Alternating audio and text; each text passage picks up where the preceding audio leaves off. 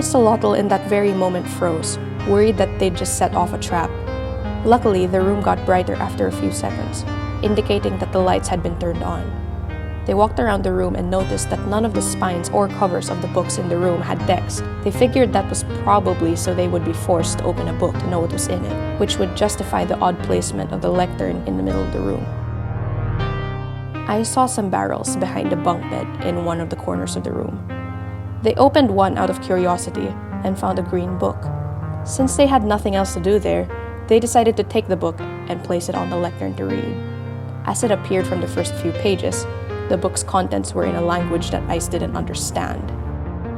Except the title, which read The Book of Distractions. They considered for a second that they probably should not read the book because of that.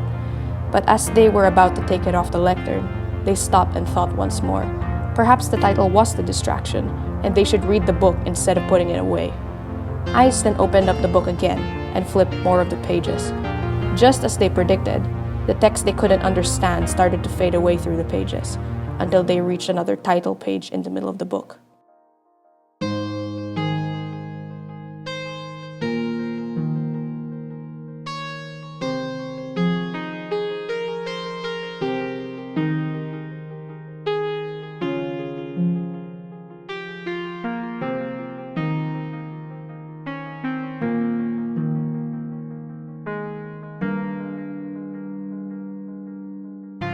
The Book of Change. Ice read through some chapters of the book.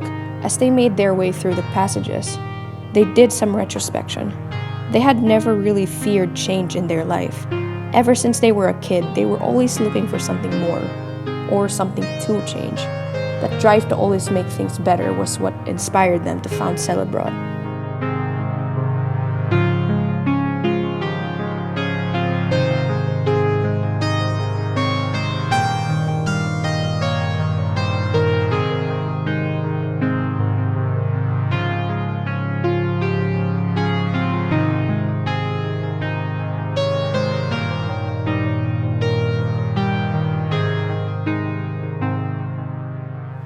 After a couple minutes, Ice eventually decided they had read enough and placed the book back where they found it. They didn't know what they expected out of the treasure hunt, but they were not complaining about wisdom.